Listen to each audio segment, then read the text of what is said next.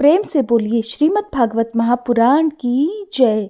श्री सुखदेव महाराज की जय। आप में से कुछ लोगों ने कहा था कि आप आवाज बदलकर कथाएं मत सुनाया कीजिए, तो मैं आपको बता दूं कि आपको हम अपने इस चैनल पर ही फिलहाल भागवत कथा सुना रहे हैं, किसी दूसरे चैनल पर नहीं सुना रहे हैं। लेकिन कुछ लोग हमारी ही वीडियो को कॉपी करके अपने चैनल पर आवाज बदलकर अपलोड कर रहे हैं। अगर हो सके तो आप ऐसे चैनल को या तो रिपोर्ट कीजिए या फिर आप केवल हमारे ही चैनल पर इन कथाओं को सुन सकते हैं।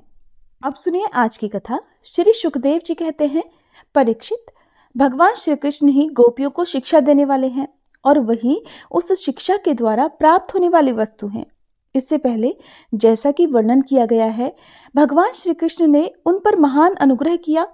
अब उन्होंने धर्मराज युधिष्ठिर तथा अन्य समस्त संबंधियों से कुशल मंगल पूछा। भगवान के चरण कमलों का दर्शन करने से ही उनके सारे अशुभ नष्ट हो चुके थे। अब जब भगवान श्री कृष्ण ने उनका सत्कार किया, कुशल मंगल पूछा, तब वे अत्यंत प्रसन्न होकर उनसे कहने लगे, भगवान, बड़े बड़े महापुरुष मन ही मन आपके चरणों का मकरंद पान करते रहते हैं। कभी कभी उनके मुख कमल से लीला कथा के रूप में वह रस छलक पड़ता है। प्रभु, वह इतना अद्भुत दिव्य रस है कि कोई भी प्राणी उसको अगर पी ले तो वह जन्म मृत्यु के चक्कर में डालने वाली विस्मृति या अविद्या को नष्ट कर देता है। प्रभु, आपके ऐसे चरणार विंदों में हम बारंबार नमस्कार करते हैं। श्री सुखदेव जी कहते हैं, परीक्षित, जिस समय दूसरे लोग इस प्रकार भगवान श्री कृष्ण की स्तुति कर रहे थे, उसी समय यादव और कौरव कुल की स्त्रियां एकत्र होकर आपस में भगवान की त्रिभुवन विख्यात लीलाओं का वर्णन कर रही थी। अब मैं तुम्हें उन्हीं की बातें सुनाता हूँ। द्रौपदी ने कहा, हे रुक्मणी, भद्रे, हे जामवंती, सत्ये, हे सत्यभामे, कालिंदी, शैव्य, लक्ष्मणे, रोहिणी और अन्यान्य श्री कृष्ण पत्नियों, तुम लोग हमें ये तो बताओ कि स्वयं भगवान श्री कृष्ण ने अपनी माया से लोगों का अनुकरण करते हुए तुम लोगों से विवाह किस प्रकार किया। रुक्मणी जी कहने लगी, द्रौपदी, जरासंध आदि सभी राजा चाहते थे कि मेरा विवाह शिशुपाल के साथ हो। इसके लिए सभी शस्त्रास्त्र से सुसज्जित होकर युद्ध के लिए तैयार थे, किंतु भगवान मुझे वैसे ही हर लाए जैसे सिंह बकरी और भेड़ों के झुंड में से अपना भाग छीन कर ले जाता है। क्यों न हो, जगत में जितने भी अजय वीर हैं, उनके मुकुटों पर इन्हीं की चरण धूलि शोभायमान होती है। द्रौपदी जी, मेरी तो यही इच्छा है कि भगवान के वे ही समस्त संपत्ति और सौंदर्यों के आश्रय चरण कमल जन्म जन्म मुझे आराधना करने के लिए प्राप्त होते रहें और मैं उन्हीं की सेवा में लगी रहूं। अब सत्यभामा जी ने कहा, द्रौपदी जी, मेरे पिताजी अपने भाई प्रसेन की मृत्यु से बहुत दुखी हो रहे थे, इसलिए उन्होंने उनके वध का कलंक भगवान पर ही लगाया। उस कलंक को दूर करने के लिए भगवान ने ऋक्षराज जाम्बान पर विजय प्राप्त की और वह रत्न लाकर मेरे पिता को दे दिया। अब तो मेरे पिताजी मिथ्या कलंक लगाने के कारण डर गए।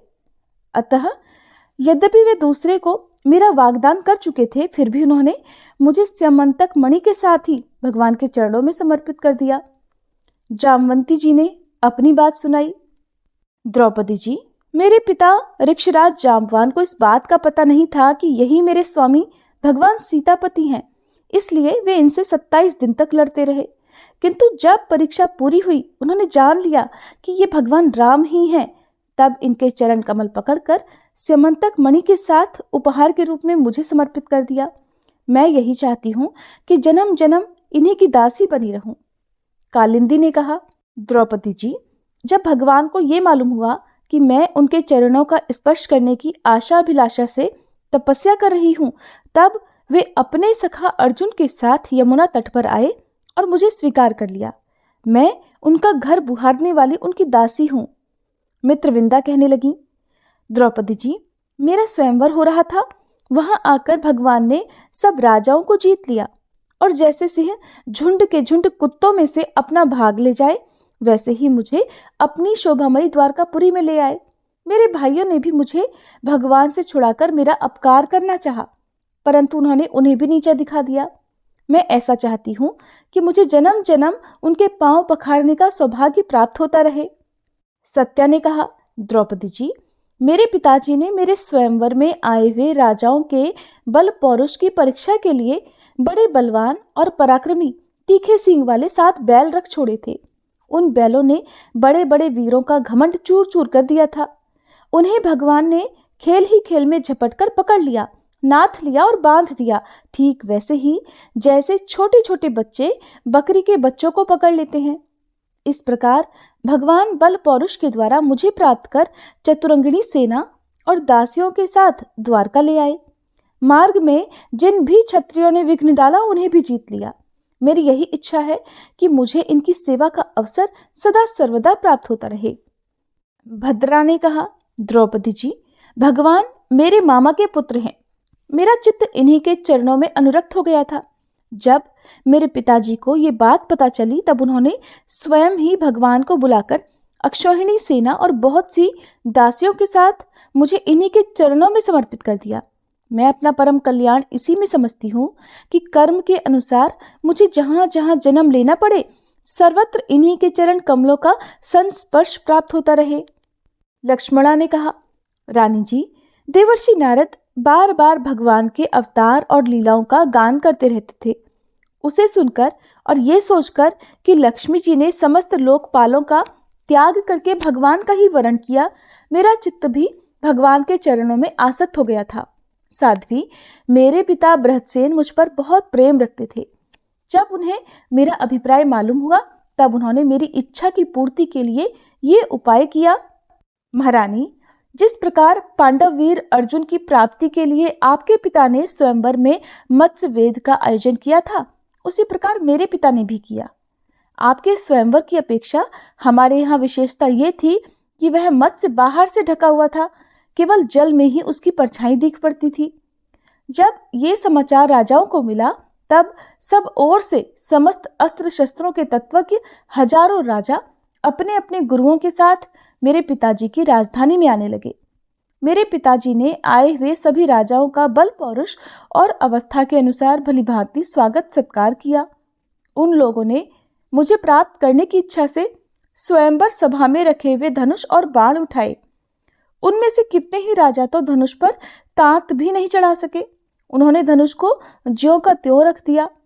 कईयों ने धनुष की डोरी को एक सिरे से बांधकर दूसरे सिरे तक खींच तो लिया, किंतु वे उसे दूसरे सिरे से बांध ही नहीं सके, उसका झटका लगने से ही गिर पड़े। रानी जी, बड़े बड़े प्रसिद्ध वीर जैसे जरासंध, अंबष्ठ नरेश, शिशुपाल, भीमसेन, दुर्योधन और कर्ण, इन लोगों ने धनुष पर डोरी तो चढ़ा ली परंतु उन्हें मछली की स्थिति का पता नहीं चला। पांडव वीर अर्जुन ने जल में उस मछली की परछाई देख ली और ये भी जान लिया कि वो कहाँ है। बड़ी सावधानी से उन्होंने बाण छोड़ा भी परंतु उससे लक्ष्य वेध नहीं हुआ। उनके बाण ने केवल उसका स्पर्श मात्र ही किया। रानी जी, इस प्रकार बड़े बड़े अभिमानियों का मान मर्दन हो गया। अधिकांश नरपतियों ने मुझे पाने की इच्छा और साथ ही साथ लक्ष्य वेध की चेष्टा भी छोड़ दी। तब भगवान ने धनुष उठाकर खेल खेल में अनायास ही उस पर डोरी चढ़ा दी, बाण साधा और जल में केवल एक बार मछली की परछाई देखकर बाण मारा और उसे नीचे गिरा दिया। उस समय ठीक दोपहर हो रहा था। सर्वार्थ साधक अभिजीत नामक मुहूर्त बीत रहा था। देवी जी, उस समय पृथ्वी में जय जयकार होने लगी और आकाश में दुंदुभियां बजने लगी। बड़े बड़े देवता आनंद विह्वल होकर पुष्पों की वर्षा करने लगे। रानी जी, उसी समय मैंने रंगशाला में प्रवेश किया। मेरे पैरों के पायजेब रुंझुन रुंझुन बोल रहे थे। मैंने नए नए उत्तम रेशमी वस्त्र धारण कर रखे थे। मेरी चोटियों में मालाएं गुथी हुई थी और मुंह पर लज्जा मिश्रित मुस्कुराहट थी। मैं अपने हाथों में रत्नों का हार लिए हुए थी, जो बीच बीच में लगे हुए सोने के कारण और भी दमक रहा था। रानी जी, उस समय मेरा मुखमंडल घनी घुंघराली अलकों से सुशोभित हो रहा था और कपोलों पर कुंडलों की आभा पड़ने से वो और भी दमक रहा था। मैंने एक बार अपना मुख उठाकर चंद्रमा की किरणों के समान सुशीतल हास्य रेखा और तिरछी चितवन से चारों ओर बैठे हुए राजाओं की ओर देखा, फिर धीरे से अपनी वरमाला भगवान के गले में डाल दी। ये तो कह ही चुकी हूँ कि मेरा हृदय पहले ही भगवान के प्रति अनुरक्त था। मैंने जैसे ही वरमाला पहनाई वैसे ही मृदंग, पखावज, शंख, ढोल, नगाड़े आदि बाजे बजने लगे। नट और नर्तकियां नाचने लगी, गवैये गाने लगे। द्रौपदी जी, जब मैंने इस प्रकार अपने स्वामी प्रीतम भगवान को वरमाला पहना दी, उन्हें वरण कर लिया, तब कामातुर राजाओं को बड़ा डहा हुआ। वे बहुत ही चिढ़ गए। चतुर्भुज भगवान ने अपने श्रेष्ठ 4 घोड़े वाले रथ पर मुझे बिठा लिया और साथ में शारंग धनुष लेकर तथा कवच पहनकर युद्ध करने के लिए वे रथ पर खड़े हो गए। पर रानी जी, दारुक ने सोने के साज सामान से लदे हुए रथ को सब राजाओं के सामने ही द्वारका के लिए हाँक दिया, जैसे कोई सिंह हिरणों के बीच से अपना भाग ले जाता है। उनमें से कुछ राजाओं ने धनुष लेकर युद्ध के लिए सज धज कर इस उद्देश्य से रास्ते में पीछा किया कि हम भगवान को रोक लें, किंतु रानी जी, उनका प्रयास ठीक वैसे ही था जैसे कुत्ते सिंह को रोकना चाहते हैं। शारंग धनुष के छूटे हुए तीरों में से किसी की बाह कट गई, तो किसी के पैर कटे और किसी की तो गर्दन ही कट गई। बहुत से लोग तो उस रणभूमि में ही सदा के लिए सो गए और बहुत से युद्ध भूमि छोड़कर भाग खड़े हुए। इसके बाद यदुवंश शिरोमणि भगवान ने सूर्य की तरह अपने निवास स्थान स्वर्ग और पृथ्वी में सर्वत्र प्रशंसित द्वारका नगरी में प्रवेश किया। उस दिन वह विशेष रूप से सजाई गई थी। इतनी झंडियां, पताकाएं और तोरण लगाए गए थे कि उनके कारण सूर्य का प्रकाश धरती तक नहीं आ पाता था। मेरी अभिलाषा पूरी हो जाने से पिताजी को बहुत प्रसन्नता हुई। उन्होंने अपने हितैषी, सुहृदों, सगे संबंधियों और भाई बंधुओं को बहुमूल्य वस्त्र, आभूषण, शैया, आसन और तरह तरह की सामग्रियां देकर सम्मानित किया। भगवान परिपूर्ण है, फिर भी मेरे पिताजी ने प्रेमवश उन्हें बहुत सी दासियां, सब प्रकार की संपत्तियां, सैनिक, हाथी, रथ, घोड़े और बहुत से बहुमूल्य अस्त्र शस्त्र समर्पित किए। रानी जी, हमने पूर्व जन्म में सबकी आसक्ति छोड़कर कोई बहुत बड़ी तपस्या की होगी, तभी तो हम इस जन्म में आत्माराम भगवान की गृह दासियां हुई हैं। अब 16,000 पत्नियों की ओर से रोहिणी जी कहने लगी, भौमासुर ने दिग्विजय के समय बहुत से राजाओं को जीतकर उनकी कन्या हम लोगों को अपने महल में बंदी बना रखा था। भगवान ने ये जानकर युद्ध में भौमासुर और उसकी सेना का संहार कर डाला और स्वयं पूर्ण काम होने पर भी हम लोगों को उन्होंने वहां से छुड़ा लिया और फिर पाणी ग्रहण करके अपनी दासी बना लिया। रानी जी, हम सदा सर्वदा उन्हीं के चरण कमलों का चिंतन करती रहती थी, जो जन्म मृत्यु रूप संसार से मुक्त करने वाले हैं। साध्वी द्रौपदी जी, हम साम्राज्य, इंद्रपद अथवा इन दोनों के भोग, अणिमा आदि ऐश्वर्य, ब्रह्मा जी का पद, मोक्ष अथवा सालोक्य, सारूप्य आदि मुक्तियां कुछ भी नहीं चाहती। हम केवल इतना ही चाहती हैं कि अपने प्रेतम प्रभु के सुकोमल चरण कमलों की वह श्रीरज सर्वदा अपने सिर पर वहन किया करें, जो लक्ष्मी जी के वक्ष स्थल पर लगी हुई केशर की सुगंध से युक्त है। उदार शिरोमणि भगवान के जिन चरण कमलों का स्पर्श उनके गऊ चराते समय गोप गोपियां भीलने, तिनके और घास लताएं तक करना चाहती थी, उन्हीं की हमें भी चाह है। श्री सुखदेव जी कहते हैं, परीक्षित, सर्वात्मा भक्त भयहारी भगवान श्री कृष्ण के प्रति उनकी पत्नियों का कितना प्रेम है। ये बात कुंती, गांधारी, द्रौपदी, सुभद्रा, दूसरी राजपत्नियों और भगवान की प्रेतमा गोपियों ने भी सुनी। सब के सब उनका ये अलौकिक प्रेम देखकर अत्यंत मुग्ध, अत्यंत विस्मित हो गई। सबके नेत्रों में प्रेम के आंसू छलक आए। इस प्रकार जिस समय स्त्रियों से स्त्रियां और पुरुषों से पुरुष बातचीत कर रहे थे, उसी समय बहुत से ऋषि मुनि भगवान श्री कृष्ण और बलराम जी का दर्शन करने के लिए वहां आए।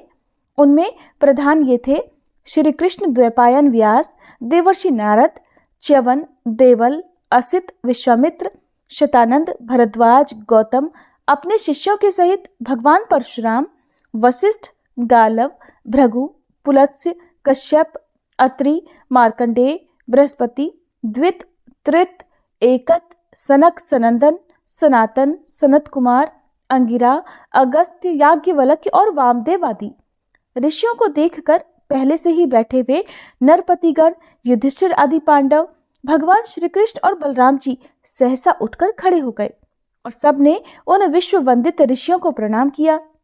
इसके बाद स्वागत आसन, पाद्य, अर्घ्य, पुष्पमाला, धूप और चंदन आदि से सब राजाओं ने तथा बलराम जी के साथ स्वयं भगवान श्री कृष्ण ने उन ऋषियों की विधिवत पूजा की। जब सब ऋषि मुनि आराम से बैठ गए, तब धर्म रक्षा के लिए अवतरित भगवान श्री कृष्ण उनसे कहने लगे। उस समय वह बहुत बड़ी सभा चुपचाप भगवान का भाषण सुन रही थी। भगवान कह रहे थे कि धन्य है, हम लोगों का जीवन सफल हो गया। आज जन्म लेने का हमें पूरा पूरा फल मिल गया, क्योंकि जिन योगेश्वरों का दर्शन बड़े बड़े देवताओं के लिए भी अत्यंत दुर्लभ है, उन्हीं का दर्शन हमें प्राप्त हुआ है। जिन्होंने बहुत थोड़ी तपस्या की है और जो लोग अपने इष्ट देव को समस्त प्राणियों के हृदय में ना देखकर केवल मूर्ति विशेष में ही उनका दर्शन करते हैं, उन्हें आप लोगों के दर्शन, स्पर्श, कुशल प्रश्न, प्रणाम और पाद पूजन आदि का सुअवसर भला कब मिल सकता है। केवल जल में तीर्थ ही तीर्थ नहीं कहलाते, केवल मिट्टी या पत्थर की प्रतिमाएं ही देवता नहीं होती।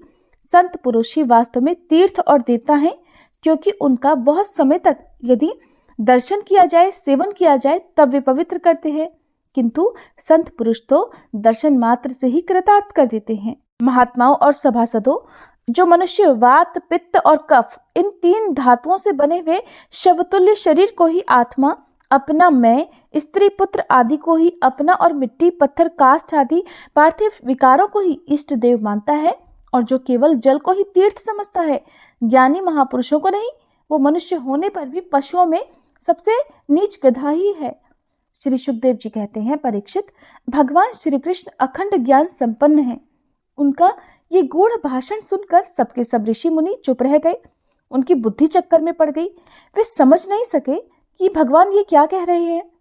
उन्होंने बहुत देर तक विचार किया और उसके बाद ये निश्चय किया कि भगवान सर्वेश्वर होने पर भी जो इस प्रकार सामान्य कर्म परतंत्र जीव की तरह व्यवहार कर रहे हैं, वो केवल लोक संग्रह के लिए ही है। ऐसा समझकर वे मुस्कुराते हुए जगत गुरु भगवान श्री कृष्ण से कहने लगे, भगवान, आपकी माया से प्रजापतियों के अधीश्वर मरीचि आदि तथा बड़े बड़े तत्वज्ञानी हम लोग मोहित हो रहे हैं। आप स्वयं ईश्वर होते हुए भी मनुष्यों की सी चेष्टाओं से अपने को छिपाए रखकर जीव की तरह आचरण करते हैं। भगवान, सचमुच आपकी लीला अत्यंत विचित्र है, परम आश्चर्यमयी है। जैसे पृथ्वी अपने विकारों, वृक्ष, पत्थर, घट आदि के द्वारा बहुत से नाम और रूप ग्रहण कर लेती है, वास्तव में वो एक ही है, वैसे ही आप एक और चेष्टाहीन होने पर भी अनेक रूप धारण कर लेते हैं और अपने आप से इस जगत की रचना, रक्षा और संहार करते हैं। श्री सुखदेव जी कहते हैं, राजर्षि, भगवान की इस प्रकार स्तुति करके और उनसे राजा धृतराष्ट्र से तथा धर्मराज युधिष्ठिर जी से अनुमति लेकर उन लोगों ने अपने अपने आश्रम पर जाने का विचार किया। परम यशस्वी वसुदेव जी उनके जाने का विचार देखकर उनके पास आए और उन्हें प्रणाम किया और उनके चरण पकड़कर बड़ी नम्रता से निवेदन करने लगे कि ऋषियों, आप लोग सर्वदेव स्वरूप हैं, मैं आप लोगों को नमस्कार करता हूँ। आप लोग कृपा करके मेरी एक प्रार्थना सुन लीजिए। वो ये कि जिन कर्मों के अनुष्ठान से कर्मों और कर्म वासनाओं का अत्यंतिक नाश, मोक्ष हो जाए, उनका आप मुझे उपदेश कीजिए। नारद जी कहने लगे, ऋषियों, ये कोई आश्चर्य की बात नहीं कि वसुदेव जी श्री कृष्ण को अपना बालक समझकर शुद्ध जिज्ञासा के भाव से अपने कल्याण का साधन हम लोगों से पूछ रहे हैं। संसार में बहुत पास रहना मनुष्यों के अनादर का कारण हुआ करता है। देखते हैं, गंगा तट पर रहने वाला पुरुष गंगा जल छोड़कर अपनी शुद्धि के लिए दूसरे तीर्थ में जाता है। परीक्षित, इसके बाद ऋषियों ने भगवान श्री कृष्ण, बलराम जी और अन्य राजाओं के सामने ही वसुदेव जी को संबोधित करके कहा कि कर्मों के द्वारा कर्म वासनाओं और कर्म फलों का आत्यंतिक नाश करने का सबसे अच्छा उपाय यह है कि यज्ञ आदि के द्वारा समस्त यज्ञों के अधिपति भगवान विष्णु की श्रद्धा पूर्वक आराधना करें। अपने न्यायार्जित धन से श्रद्धा पूर्वक पुरुषोत्तम भगवान की आराधना करना ही द्विजाति, ब्राह्मण, क्षत्रिय और वैश्य गृहस्थ के लिए परम कल्याण का मार्ग है। वसुदेव जी, विचारवान पुरुष को चाहिए कि यज्ञ, दान आदि के द्वारा धन की इच्छा को, गृहस्थोचित भोगों द्वारा स्त्री पुत्र की इच्छा को और काल क्रम से स्वर्ग आदि भोग भी नष्ट हो जाते हैं। इस विचार से लोकेशणा को त्याग दे। इस प्रकार धीर पुरुष घर में रहते हुए ही तीनों प्रकार की ऐषणाओं, इच्छाओं का परित्याग करके तपोवन का रास्ता लिया करते थे। समर्थ वसुदेव जी ब्राह्मण, क्षत्रिय और वैश्य ये तीनों देवता, ऋषि और पितरों का ऋण लेकर ही पैदा होते हैं। इनके ऋणों से छुटकारा मिलता है यज्ञ, अध्ययन और संतानोत्पत्ति से।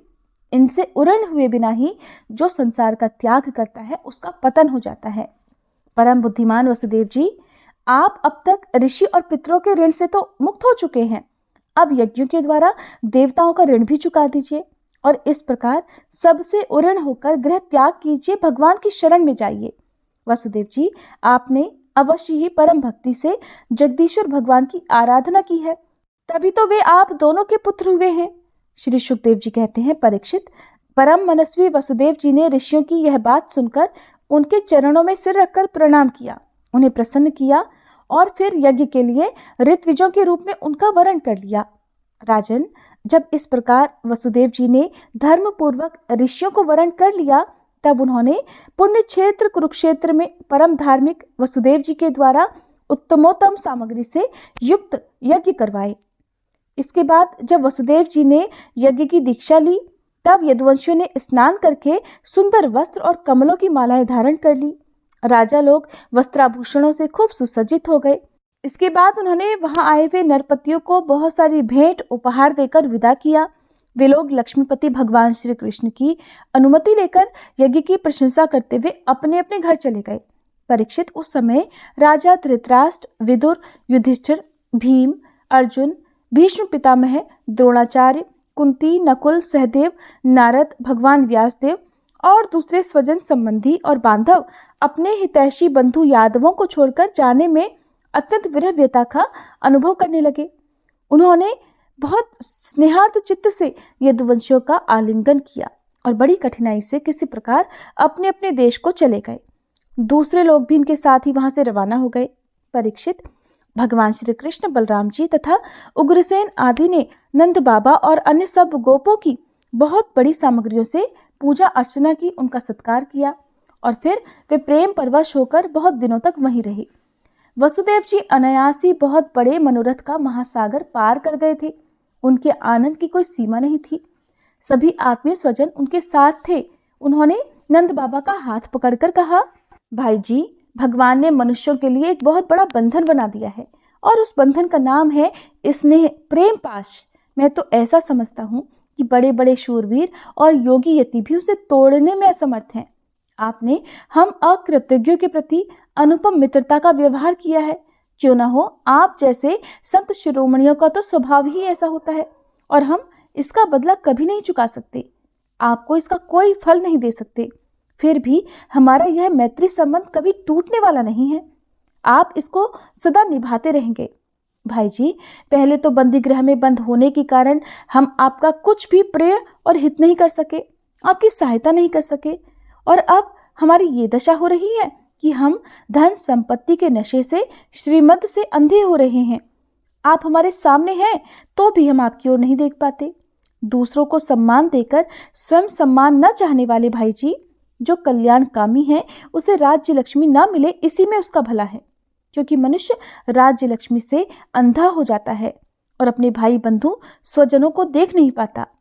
श्री सुखदेव जी कहते हैं, परीक्षित, इस प्रकार कहते कहते वसुदेव जी का हृदय प्रेम से गदगद हो गया। उन्हें नंद बाबा की मित्रता और उपकार स्मरण हो आए। उनके नेत्रों में प्रेम के आंसू उमड़ आए और वे रोने लगे। नंद जी अपने सखा वसुदेव जी को प्रसन्न करने के लिए भगवान श्री कृष्ण और बलराम जी के प्रेम पाश में बंधकर आजकल करते करते 3 महीनों तक वहीं रह गए। यदुवंशियों ने जी भरकर उनका सम्मान किया। इसके बाद बहुमूल्य आभूषण, रेशमी वस्त्र, तरह तरह की उत्तमोत्तम सामग्रियों और भोगों से नंद बाबा को, उनके ब्रजवासी साथियों को और बंधु बांधवों को खूब तृप्त किया। वसुदेव जी, उग्रसेन, श्री कृष्ण, बलराम, उद्धव आदि यदुवंशियों ने अलग अलग उन्हें अनेकों प्रकार की भेंटें दी। उनके विदा करने पर उन सब सामग्रियों को लेकर नंद बाबा अपने व्रज के लिए रवाना हुए। नंद बाबा, गोप और गोपियों का चित्त तो भगवान श्री कृष्ण के चरण कमलों में इस प्रकार लग गया कि वे फिर प्रयास करने पर भी उसे वहां से लौटा ही नहीं सके और उन्होंने बिना मन के ही मथुरा की यात्रा की। जब सब बंधु बांधव वहां से विदा हो चुके, तब भगवान श्री कृष्ण को ही एकमात्र इष्ट देव मानने वाले यदुवंशियों ने यह देखकर कि अब वर्षा ऋतु आ पहुंची है, द्वारका के लिए प्रस्थान किया। वहां जाकर उन्होंने सब लोगों से वसुदेव जी के यज्ञ महोत्सव, स्वजन संबंधियों के दर्शन मिलन और तीर्थ यात्रा के प्रसंगों को कह सुनाया। हरे कृष्णा। इसके बाद जो कुछ भी हुआ उसका वृतांत आप सभी अगले अध्याय में जरूर सुनिएगा।